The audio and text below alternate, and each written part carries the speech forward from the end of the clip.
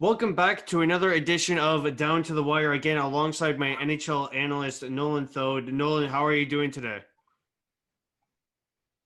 I'm doing great, enjoying the long weekend. How about you? Yeah, I'm trying doing the best I can. Really, the long weekend has been spent inside doing math. It's been brutal, I'll tell you that. Yeah, maybe not the way you want to spend it, but not too bad. We got, decent sports weekend. College basketball's keeping me entertained. Yeah, we got the national championship tonight. How about Jalen Suggs and that 3-point buzzer beater to beat UCLA? And I think a lot of people underestimated the, UCLA. Yeah, UCLA, great Cinderella run. There's always a couple every year. UCLA, obviously made it the furthest.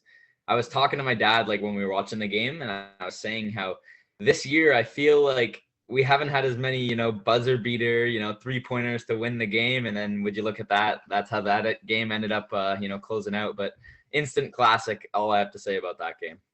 And I gotta agree with you because isn't Jalen Suggs supposed to go? That's a first overall pick this year, then, right? For Suggs. Yeah, first round pick.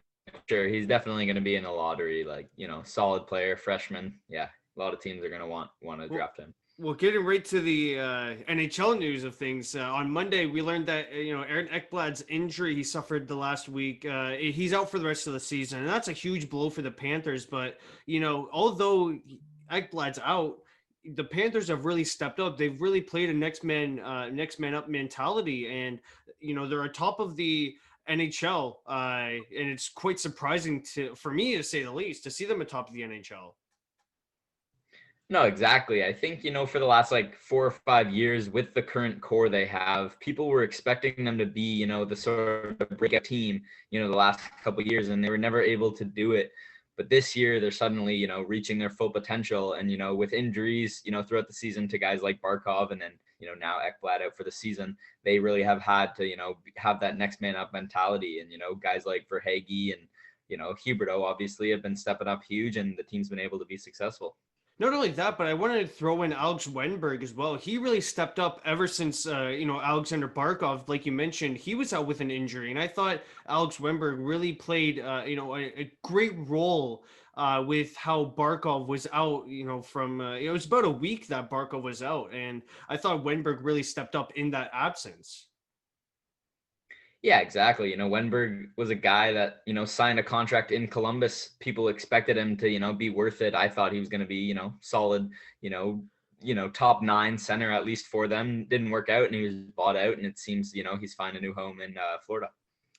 The team, we finally got some Olympic news for the Americans. And, I think this Olympics is going to be one of the best ever. Because, if we look back pre 2018, because 2018 will put an asterisk since, NHL players didn't play. And, it's really hard to feel connected to the Winter Olympics when your favorite athletes from North America don't play. So, we'll look to 2010 and 2014, both when Canada won. And, I feel like the news I'm going to get to here is Team USA announced that Stan Bowman's going to be the GM there. And, I think this Olympics, we look at Team USA, we look at some of the lethal Americans right now. Like, could Joe Pavelski, who's like 37 right now, could he make Team USA at 38? Like, that's crazy. We look at Eichel, Matthews, Kane. There are some lethal Americans, and, Team Canada versus Team USA, whenever they line up, I mean, that's going to draw ratings, man. And I'm super excited for if they do line up. Exactly. Canada versus USA is an age-old rivalry in, hockey terms. And I think, right now, not to say that 2010 or 14 weren't as talented, because I think, those teams were very good, but, just these players that we've haven't been able to see in the Olympics since we haven't had players since 2014, that's a ton of guys that have been drafted since then who can make an impact on their team's roster now. And it's going to be exciting to see them stepping in the lineup. Well, I just want to mention that in 2014, like Canada wiped the entire competition. It wasn't even close. I think really the only adversity they faced, if I remember correctly, is when they went up against Guzlevskis in Latvia. I'm pretty sure Latvia lost to Canada 1-0 there. But either way, like Canada wiped the entire competition in 2014. So, there wasn't much of a challenge there. My point being is that I think there will be more challenge for Canada to capture the gold medal. Exactly. I think, the playing field is definitely, maybe leveled a bit more. You got guys just coming from Sweden, Finland, these European countries that, maybe couldn't have done as well against Canada in past Olympics are now, real threats to take the title. So it's going to be an exciting tournament for sure. The Buffalo Sabres, this is on Monday, by the way.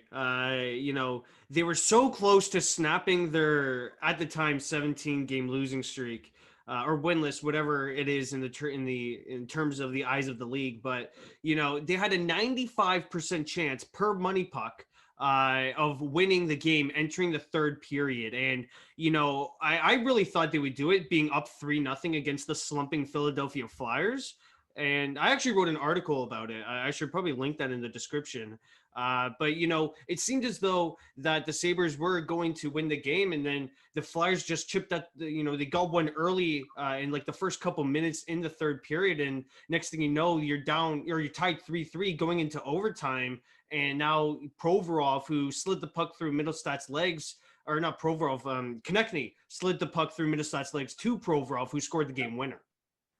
Yeah, they were up 3-0, and it seemed like it was all going to come to an end, and Sabres fans were getting excited. But as soon as they scored that first goal early in the third period, then it really gave Philadelphia a chance. I think if Buffalo may have been able to hold on to that 3-0 lead a little bit longer, they probably would have won that game. But just to make it a 2-goal game really quick, there's just so much pressure on each side, and Philadelphia was able to come out on top. Speaking of jokes around the league, a lot of teams joke to the Montreal Canadiens fans that they're now 1-9 past regulation. Well, Montreal was practicing 3-on-3 during the practice Monday, and I thought that was kind of funny since it's not something that you really should have to practice to do well at. But yeah, that's just my thoughts on the situation. Yeah, 3-on-3 typically is just, you put your best lineup out there, and there's not too much strategy, lots of chances happen, and it's just the way that, the OT goes. It's super exciting, but to practice it, it's super interesting. And I think, it might be the right thing for Montreal. Special teams is a very underrated part of the game. I've mentioned before how the Oilers, for the last 4 or 5 years, when the team was frustrating, it's because our special teams weren't great.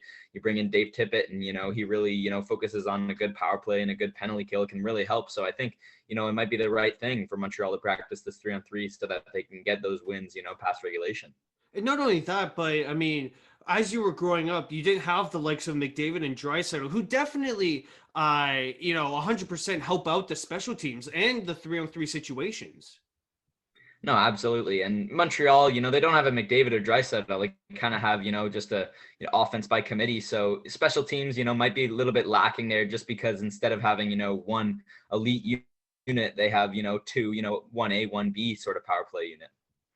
On Tuesday, Shane Gostisbehere got placed on waivers and actually went unclaimed, to my surprise. I thought someone was going to claim him, but I think, with waivers this year, we're seeing a lot of people with rich contracts due to how low the cap ceiling is.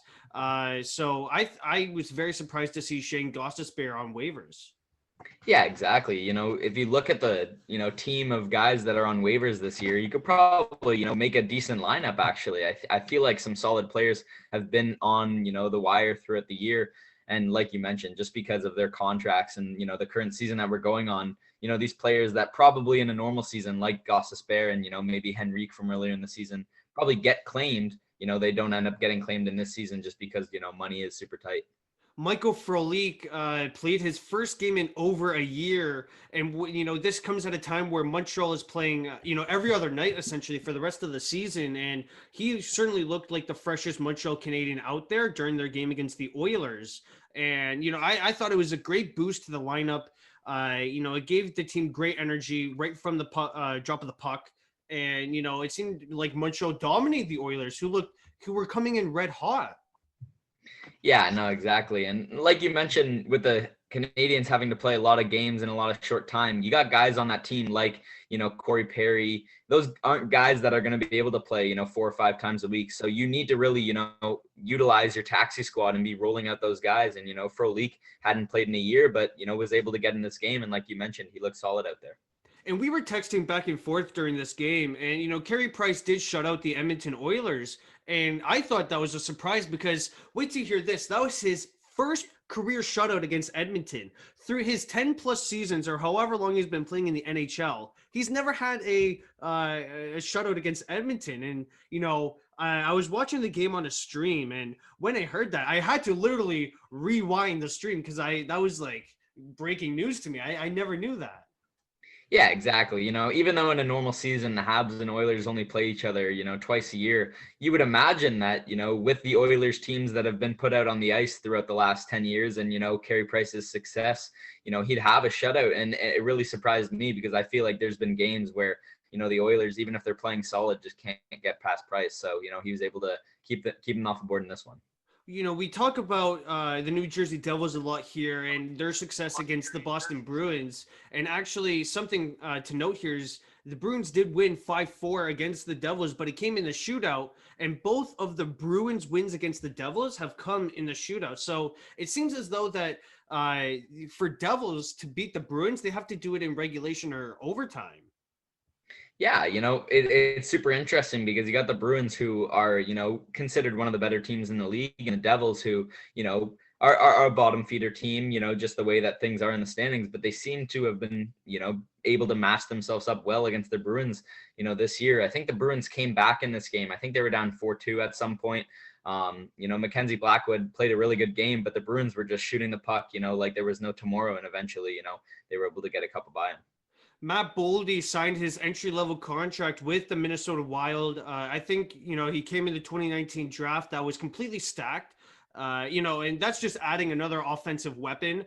He's going to be great signing for them. And that's just another piece added to their great core. We look at Jordan Greenway, who's doing really well. Same with Joel Eriksson-Ek, Kirill Kaprizov. Their forward core is going to be amazing. And, I think they can really be true cup contenders if they keep adding to this. No, exactly. I think the Minnesota Wild, were never looked at as true threats, but now you have a successful team out there on the ice and they have, solid guys within the prospect pool, like a Boldy, like a Marco Rossi. These guys are going to be stepping into the lineup within the next couple of years and really making an impact. If they can, keep most of their defense, settled, they're going to probably lose someone to Seattle this offseason. I'm assuming that's who, they're going to end up exposing. But, guys like Talbot, Kakkonen, he's super exciting and young. I think the Wild can be a solid team throughout the 2020s. Moving on to Wednesday's notes, McDavid got fined $5,000, which is the maximum allowed under the current CBA for his elbow to the head of Kotkaniemi. I certainly thought that, it was clearly out of frustration because he was held shotless during that game. I'm pretty sure between both McDavid and Draisaitl, they were held to 2 shots and like a minus rating. Anyway, I thought he got the superstar treatment, really. That could have been a suspendable hit. I just think, if it was anyone else, that would have been a couple games. But, it's great to see that Kotkaniemi didn't leave the game. He didn't suffer any injury afterwards. So, I think a fine is definitely justified. Yeah, I mean, it's justified. $5,000 really surprises me as the max fine. These are NHL players making millions of dollars a year. You think a $5,000 fine is really going to have them learn their lesson? McDavid, people really don't look at him as a dirty player all that much, but, I watch, most of the Oilers games, and every once in a while he'll make a, play where I'm like, you didn't really need to do that. And I feel like he feels maybe in himself that he can kind of get away with it. Like you said, just that superstar treatment. He's able to get off practically scotch-free in the situation, without a suspension. And it's nice that Kotkaniemi, wasn't, hurt in the situation. So, the Vancouver Canucks was a huge story this week. And, we're going to get to that later on during these notes. But the initial note that I have written down here on Wednesday was that Adam Gaudette tested positive. And, Travis Green, the head coach, I keep thinking his name is Trent Green. Travis Green, the head coach, said that even after the second test, just to make sure it wasn't a false positive, it still came up as a positive. So Adam Gaudette officially tested positive for the COVID-19. And, the Flames and Canucks game did get postponed initially after 2 Canucks players landed on the COVID-19 protocol and 1 staff member. Like I said, We're going to get more to it as we move down these notes, because obviously that's a huge part of the news this week. No, exactly. The Canucks this week, has been, one of the worst COVID situations in not only the NHL, but, sports since they have been resumed. It is really a scary situation. And like you said, we'll get more into it. But, earlier in the year, we talked about how we thought the North Division was going to be able to, get all their games in, within the set time that they had for the regular season. But we're seeing these games scheduled, past the, I think, May 11th date. With the Canucks, they're going to be missing games for what seems to be the next couple of days, maybe even weeks. We'll see how the NHL, adjusts in terms of scheduling. The Florida Panthers signed Spencer Knight to his entry-level contract. And, Arpon Basu, who tweeted out, he works for The Athletic, covers the Montreal Canadiens. And, he said that it's still a weird move that on the draft day, they draft Spencer Knight, who's going to be their future goalie. But then on July 1st, they signed Bobrovsky to a 10 times 8 or, 10 times 10 contract.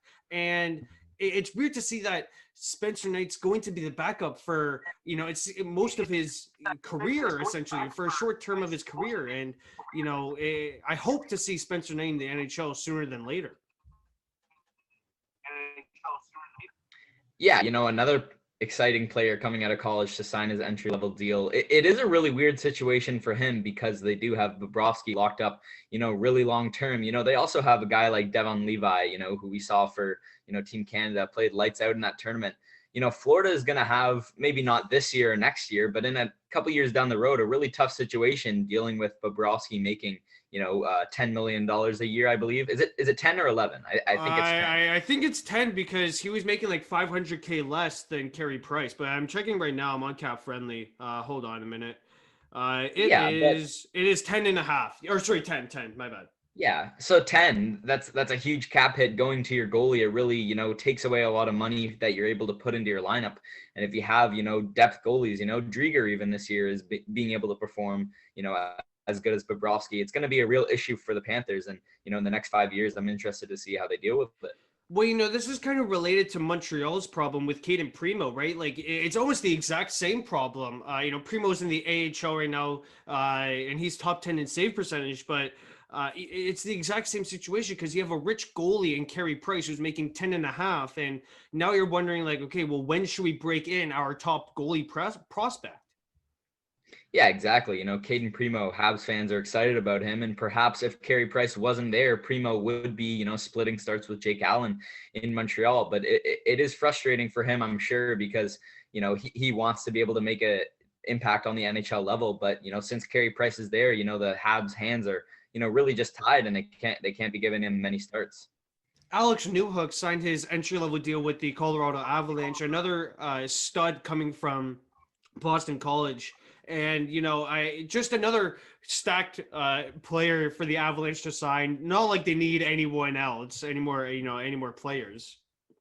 Yeah, exactly. The Avalanche, are probably the team that needs a guy like this stepping into the lineup the absolute least. They already have a great forward core, 1 to 12.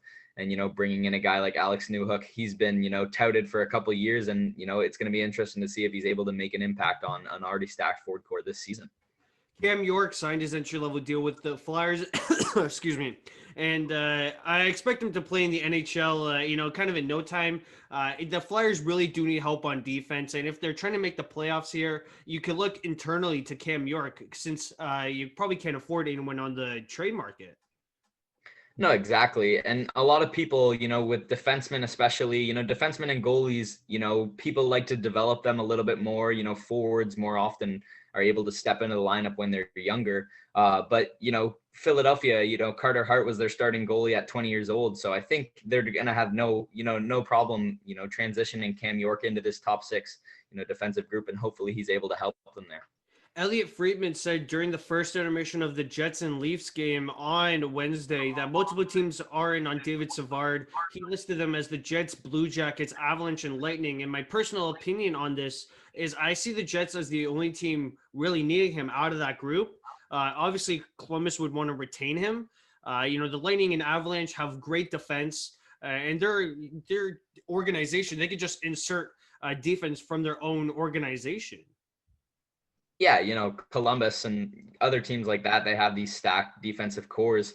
But it'll be interesting to see because I think they're, kind of falling out of the playoff race and starting to lose hope. A tough loss to Florida, I think yesterday, kind of really put a cap on it. And, Columbus might, turn into a selling role. And, Savard would definitely be the big piece that is there. And he can really help a competitive team. So it'll be interesting to see where he lands, if anywhere, if not just staying in Columbus. Speaking of trade rumors, Darren Dreger reported that the Sabres have gotten calls about Rasmus Ristolainen and Sam Reinhart. The last offseason, the Sabres signed him to a 1-year prove-it deal, and now his contract is expiring this season. Reinhart has definitely proved himself more often than not this season. And, I think that with the Sabres, I think they should trade most, if not all, their UFAs and try and get as much draft capital and prospects back because, they're on another rebuild essentially.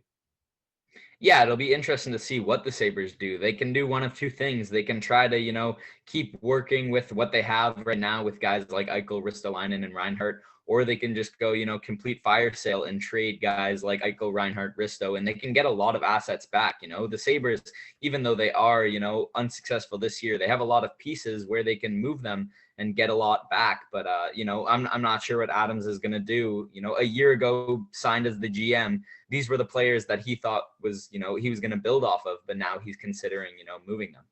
Jonas Donskoi scored a hat trick 7.5 minutes into the game. I mean, that's just crazy when you think about it. That was a crazy game. I'm pretty sure the Avalanche won 9-3 or something like that over the Coyotes. And, when you have your bottom six scoring, that's a good sign for Colorado. No, absolutely. We talked about, when they signed Newhook, how they're stacked already. And, you talk about Donskoi, a hat trick, within 10 minutes, within 8 minutes actually of the game starting. It's crazy. I remember looking at my phone and sometimes, with the apps that I have, primarily the score is what I use, to get all my, game scores. But sometimes they'll send me the same notification twice by error, and then I'll check the game and it's all fine. But, I kept getting these Jonas Donskoi notifications and I looked, and, lo and behold, he actually did score a hat trick in that first period. So, incredible feat for the kid. The Sabres snapped an 18-game winless streak with a 6-1 dub over the Flyers. Montour scored 2 shorthanded goals. And you have to think, is Alain Vigneault on the hot seat? Because they are really slumping here. And when you lose to the Sabres, who have gone winless in the last 18 games, I mean, that is that's something to consider.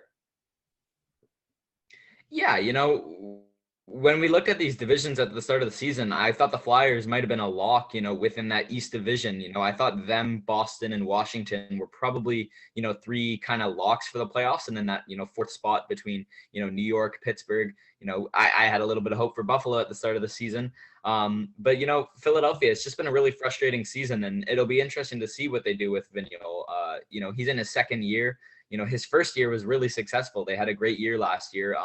And maybe they give him the benefit of the doubt and just try to roll out things next season. And if success isn't there, then maybe he's on the hot seat next year. But I think right now his job is secure to an extent.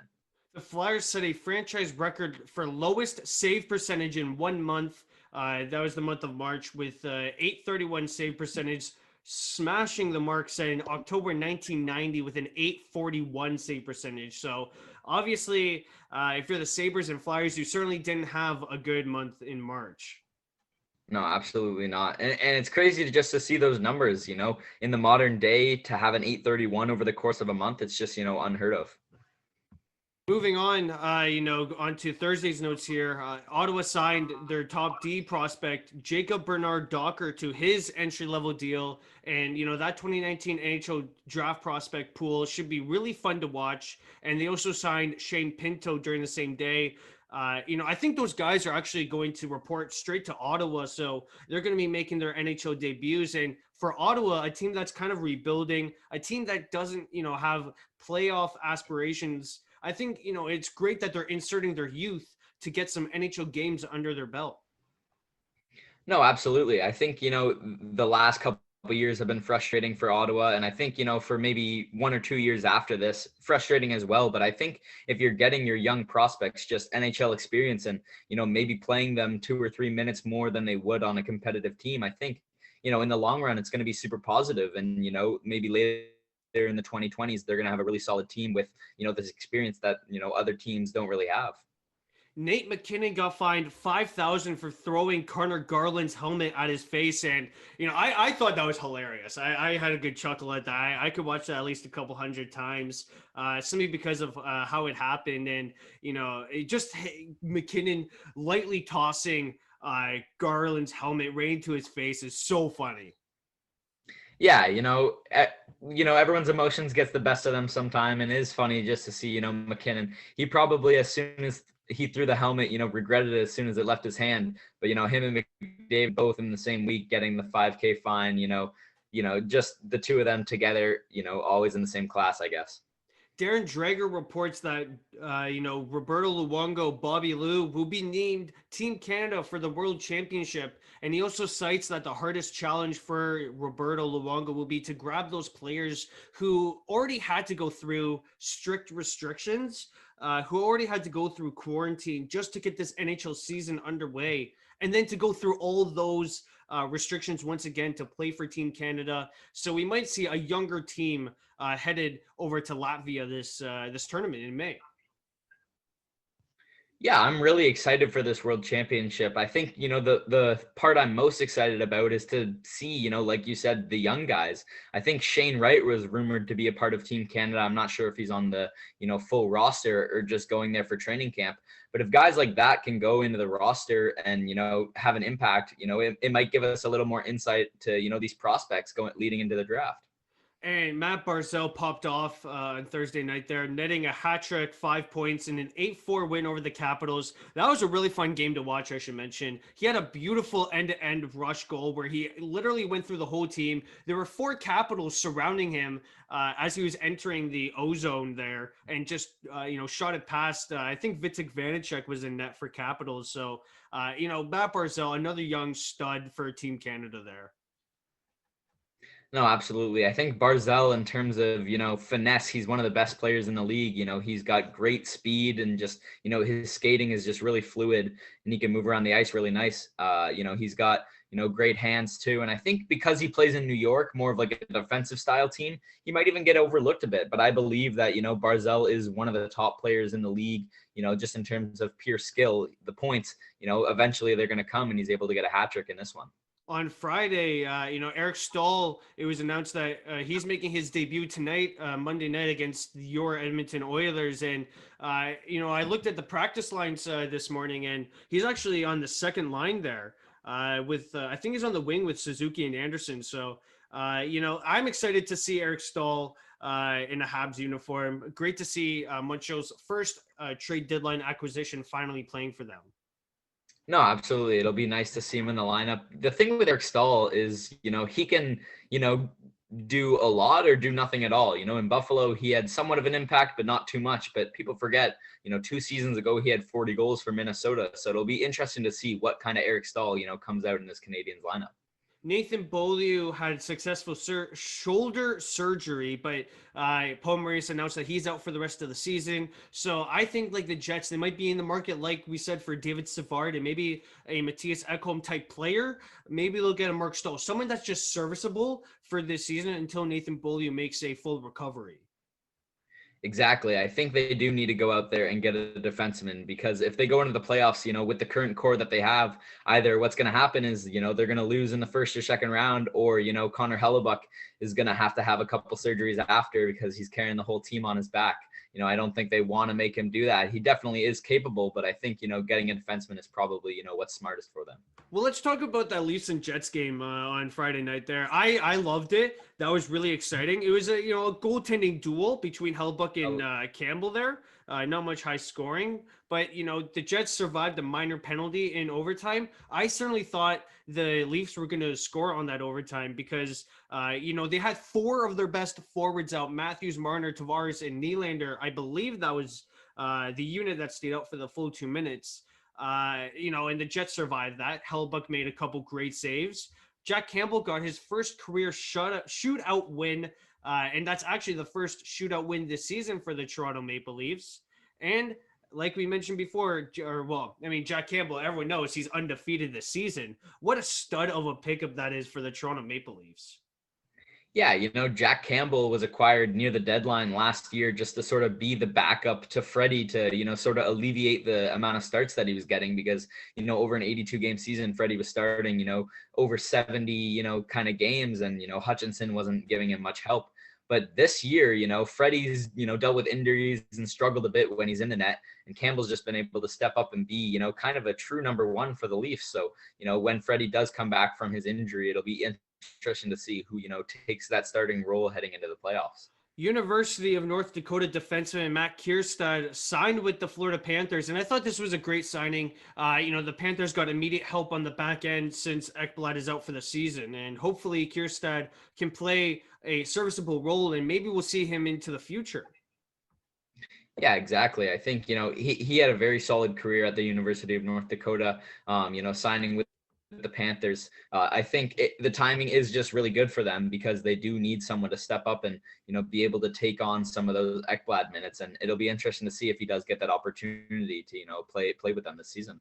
On Saturday, it marked the 1-year anniversary since the rebrand of the Pagcast. That was my first interview with Matthew Shinetti. And Nolan, from the bottom of my heart, thank you again for, helping me during I guess just helping me with this segment. Thank you for your continued support, and all the fans out there, thank you for your continued support. It means a lot, and I'm certainly happy to keep this going. No, yeah, everybody loves the podcast. 1 year since the rebrand, it's been a big 1 year for the podcast, all the guests and, such that have been on the show. And I like that you've stayed true to, people that are loyal. You and I doing this every week, it's great. And, we've come a long way, and it's exciting to see, where the podcast could even go in the future. Now let's talk about the Vancouver Canucks. The numbers that are reported on my note sheet here are a bit out of sorts. So the last time that I heard, they have 20 players that tested positive. Around half their team has COVID, but I think like a certain percentage of them have the Brazil variant, and that's the main story here. That's the main headline, is that the NHL didn't plan for the Brazil variant or any variant of COVID to wreak havoc on franchises or players, for the matter of fact. And it sucks. I'm scared. I'm worried. The Canucks, they have such a young, bright future. We look at the Elias Pettersson. He was out for an injury, so he probably doesn't have it. I'm not ruling it out. I'm not saying anything. But what we do know is Tyler Maude has it. Gaudette has it. Thatcher Demko has it. Holtby has it.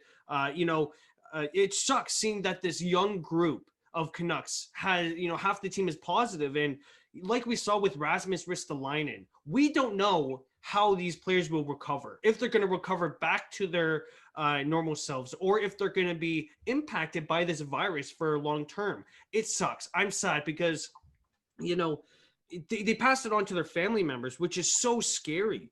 And, it's such an unfortunate circumstance. And the thought that the NHL would cancel the Canucks it certainly has smoke to it, because if you think about it, the Canucks have to go basically undefeated or play almost like a 700 win percentage for the rest of the season.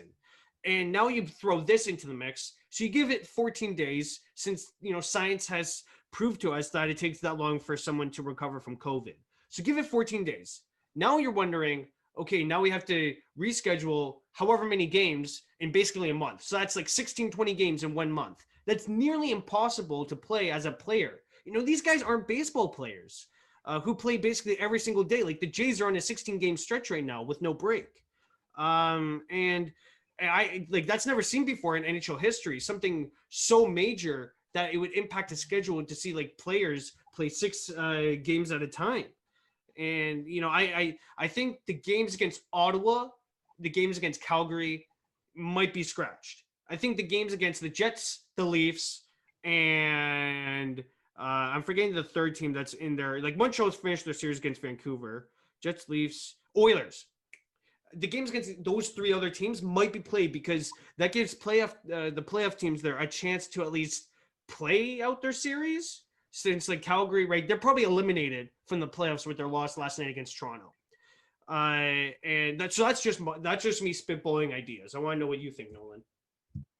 No, exactly. I think, the big part that you mentioned is with Rasmus Ristolainen. This virus is something that, we have a lot of information on it, but not so much in terms of long-term effects. And with the Canucks, they're a very young team, like you mentioned. They have a lot of young players, and, this could be something that, plagues their franchise for the next 10, 15 years even, if their players are, impacted from this. I think, a lot of people, the general population looks at these athletes as, if they get the virus, it's all right. They're in the best shape of their lives. They'll be able to recover. But I think, and like you mentioned as well, passing it on to their families, it's definitely just such a super scary situation. And I think, this, even if it doesn't end, them going out there on the ice and playing the games, I think it really does end the Canucks season in terms of any hope of them, making the playoffs.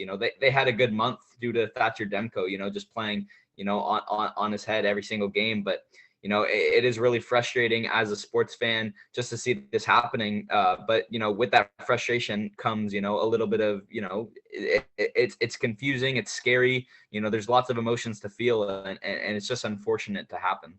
And I just want to throw this out there that so when Rasmus Ristolainen did come back from COVID, he went to a Finnish media outlet and basically spitballed what he went through. And I think some of the terms that he used were like, I couldn't get out of bed, I had a hard time, like I thought I was going to die essentially. And when you hear that, when you hear a player have those experiences, it makes you wonder, like, will Quinn, there's been reports that Canucks players have been vomiting, that Canucks players have been, experiencing hard symptoms of the Brazil variant. And, it makes you wonder, like, will these guys, will Quinn Hughes get back to a Norris Trophy candidate like he is playing this year? Will Thatcher Demko ever be a Vezina goalie? Like, there's so many, like, your brain just goes like to here, to here, to here, to here. And there's so many endless possibilities that could happen that, it sucks because, I'm wearing my Canucks hat right now, and I loved everything about the Canucks group right there. It seemed as though they had a direction. We joke that Jim Benning, has really bad contracts. We do that, but it seemed as though those contracts were phasing their way out. We never saw Louis Eriksson play this season. Brandon Sutter, we saw him play a couple times. He has COVID now. But, it really sucks because the Canucks actually have direction, and this throws their plans basically out the window. And hopefully, and I'm praying to God that these players fully recover. No, exactly. A full recovery, that's all you can hope for. Like you mentioned, even, the rescheduling, these guys, if they're coming back, 14-day quarantine, recovering from the virus, and then they're being expected to play, maybe 5 games a week. It's going to be tough as is, playing 5 games in general. But, after recovering from such, an insane virus, it might be too tough for them. And we might be seeing Canucks players potentially even opt out just, for their sake, for their family's sake. Just an unfortunate situation. And like we've mentioned with, Demko and Hughes, guys like Pettersson as well. We're not sure if he has it, but, these guys with really bright futures, maybe, they're able to play out their careers. However, they hit age 35 and instead of playing until they're 40, they have to retire by 37 just because, their body has taken such a damage from this period of time. Just hoping for full recoveries for each player and, for the families, just so that everyone can be safe. And you might wonder, another spot where the brain goes is, could the BC government halt the NHL from making a decision on the Canucks? Like, could the BC government step in and say, look, it's too complex. Our players are Canucks. They're put in way too much danger now with this Brazil variant. We're going to cancel the Canucks season. Like, that could be a legit possibility. The BC government, their health officials could, go to the NHL and say, we're not playing. That's it. Yeah, and it'll be interesting to see. I'm sure this won't be the last time we're talking about this situation on the podcast this season. Moving on to better news here, Roman Josi surpassed Mark Streit's 434 points as Switzerland's best NHL scorer in history. You have him on fantasy, I know that. And, what a story for Roman Josi coming back from injury. He's having a stellar season as he, as the Predators are pushing towards the playoffs.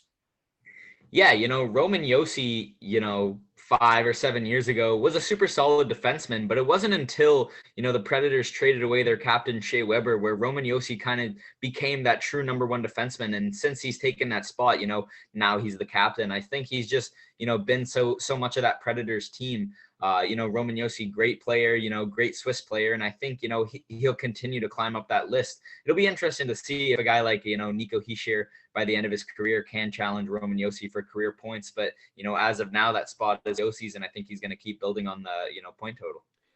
So I think, the Rangers did trade Brendan Lemieux to the Kings last week, which opened up a spot for Vitali Kravtsov, who played his first NHL game. And, the youth movement, the Rangers, again, a young team. I thought playing Kravtsov in that lineup was great for him. And hopefully we get to see him more because he was drafted in 2019, I believe, played in Russia, and now he's with the big club. Yeah, exactly. The Rangers, they were, competitive throughout the 2010s, made the Stanley Cup final in 2014. And they went on a little bit of a rebuild, a little bit of a retool in the last couple of years. And then they have guys, like Lafreniere, Capo Caco, and Kravtsov, these, exciting forward prospects, hopefully being able to make an impact on the lineup. And, I'm just hoping for Kravtsov to, have a successful rookie campaign. Sergei Bobrovsky earned his silver paddle since he played his 500 career. Well, he has 500 career games, but they wanted to celebrate in front of fans, and it got postponed last season. So, kudos to the Panthers for holding on and waiting until they can get fans in the stands. And actually, I'm not sure if you saw, but they turned every jersey into the Russian. I'm not sure if it was Russian for Bobrovsky or anything, or if it was the Russian player's last name, but kudos to the Panthers for doing both those things. Yeah, and I think they picked the best game because I'm pretty sure it was against Columbus as well. So, he's able to celebrate it with some of his former teammates as well. Just, an incredible, feat for Sergei Bobrovsky. This year has been a lot more kind to him than last year was. And, on a successful Florida team, it's going to be exciting to see if Bobrovsky, former Vezina winning goalie, is, elite enough to, potentially carry a team on a deep playoff run.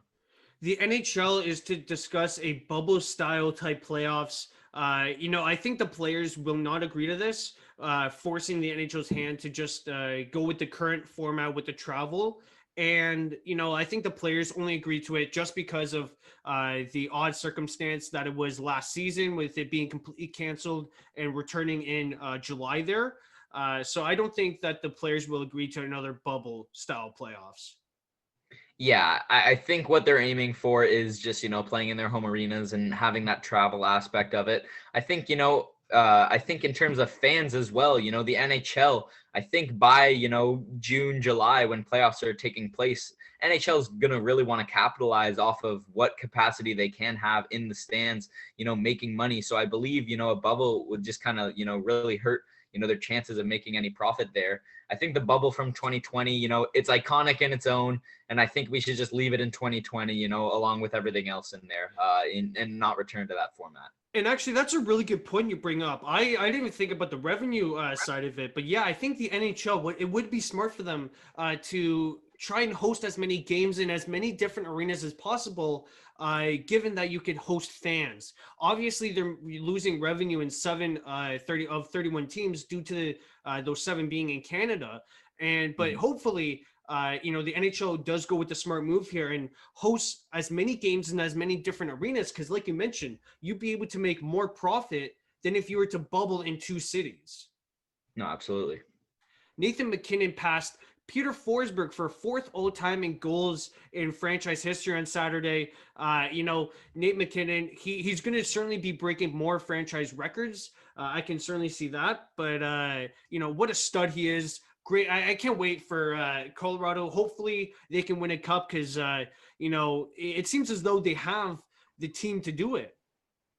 No, exactly. Colorado is just one of those teams, sports fans every once in a while, there's teams that just, feels inevitable, not if they win a cup, or a championship, but when they win the championship. The LA Dodgers, you look at them, they were able to win it last year. They hadn't won it before with their current core, but just looking at the talent that was on that Dodgers team, it just seemed inevitable when they were going to be able to pull it off. And I think Colorado is in, that class as well. They're just super well built now and super well built for the future. Guys like McKinnon, Rantanen, Cale Makar, you got guys like Newhook coming into the lineup now.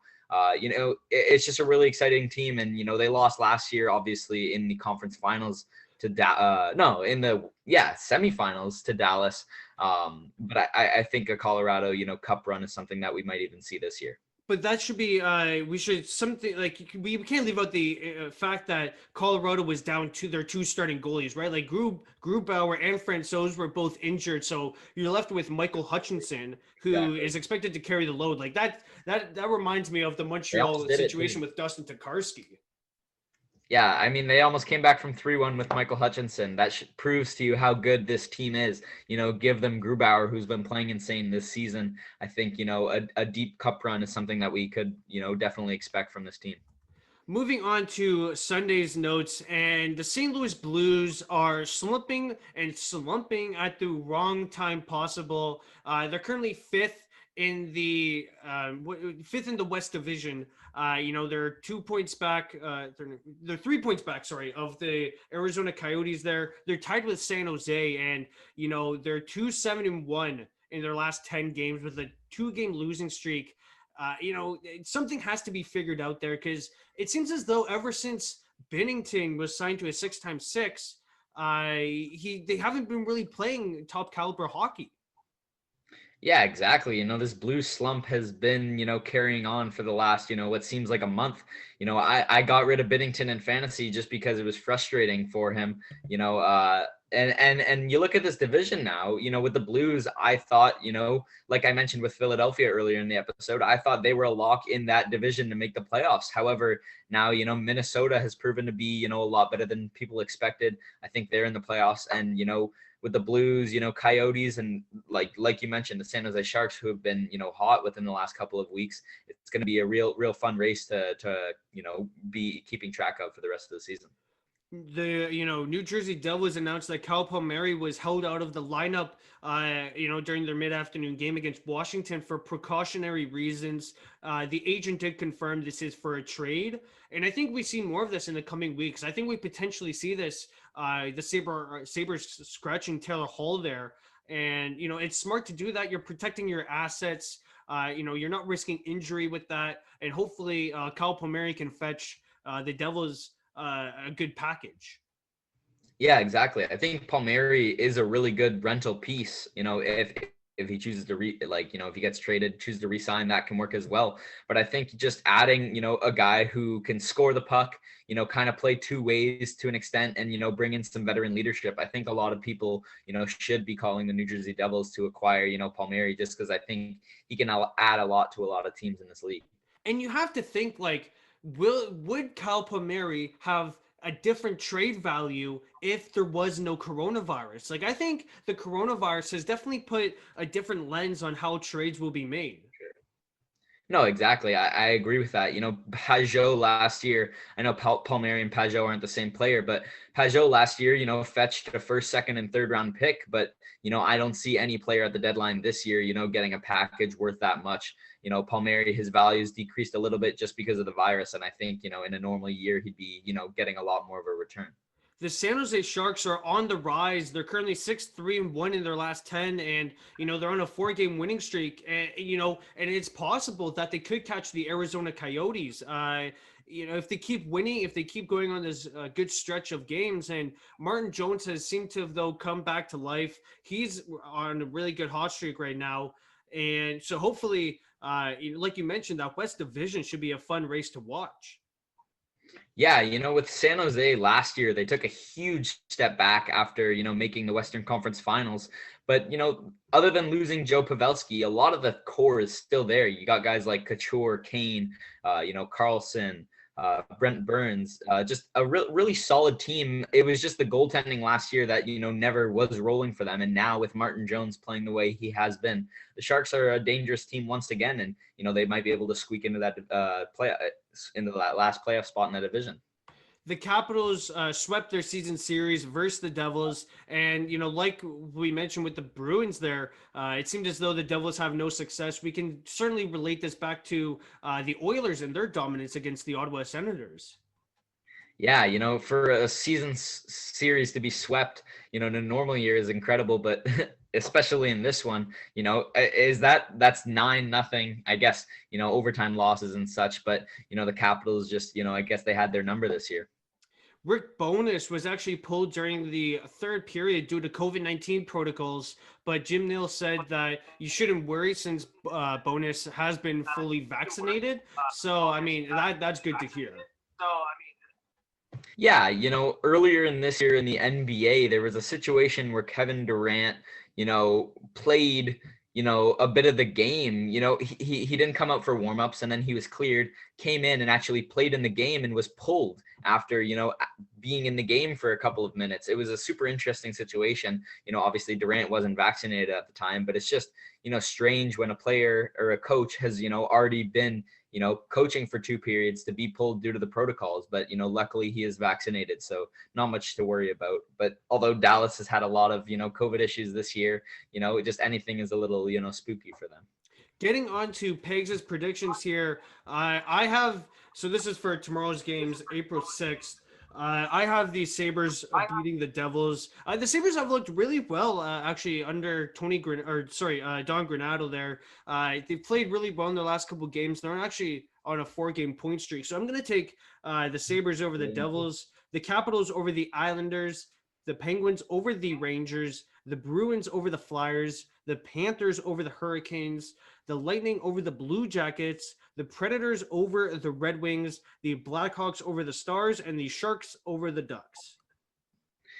I'm looking at your predictions here, and I'm trying to figure out, which ones I disagree with, and it's hard. I think, even though there are 9 games, I'll go with the Sabres as well. I liked picking them earlier in the season, even when they were on that big losing streak. But now, like you said, points in their last 4, there's definitely reason to pick them. I'll go with the Islanders over the Capitals. There's where I'll disagree with you. Not to say I disagree with you. I think the Capitals can win that game, but the Islanders beat them 8-4 last week, and I think they'll have some of the same recipe to beat them this week. I'll go with the Penguins over the Rangers. Bruins over the Flyers. Flyers just really frustrating, to pick right now. I'll go with the Panthers over the Hurricanes as well. I feel like that could be viewed as a little bit of an upset. The Hurricanes get Mrazek back. That's another point. Sunday, Mrazek, 3rd shutout in his 5th appearance this season. That's absolutely crazy, back from injury now. I'll go with the Lightning as well. I'll go with the Predators. I'll go with the Stars over the Blackhawks, and, Sharks over Ducks. I think, Sharks are playing really well right now, and I'll pick them to win. Well, I'd like to thank again Nolan Thode for joining me on another edition of It Down to the Wire. It's always great to be here, Pags. Thanks. Congrats on 1 year as well. Thank you so much.